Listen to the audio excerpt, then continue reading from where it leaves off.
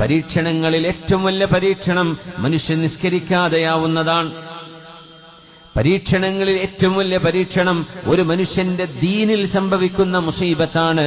ഹലാലും ഹറാമും വിഷയമല്ലാതെയാവുന്നത്, നിസ്കാരം നഷ്ടപ്പെടുത്തുന്നതോ നിസ്കരിക്കാതിരിക്കുന്നതോ ഒരു ചിന്ത പോലും ആവാതെ മാറുന്നത്, ഇതാണ് ക്യാൻസറിനേക്കാളും വലിയ അസുഖമെന്ന് ആലിമീങ്ങൾ പറയാം.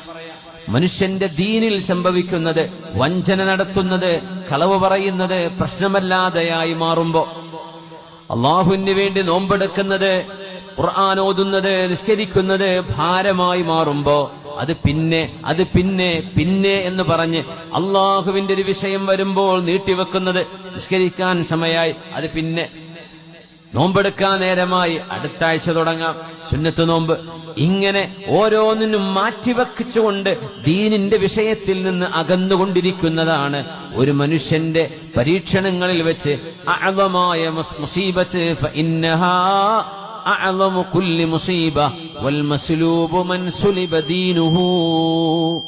എല്ലാം നഷ്ടപ്പെട്ടവരെന്ന് പറയുന്നത് ദീന് നഷ്ടപ്പെട്ടവരാണ്. അല്ലാഹു റബ്ബുൽ ഇസ്സത്ത് കാവൽ നൽകട്ടെ.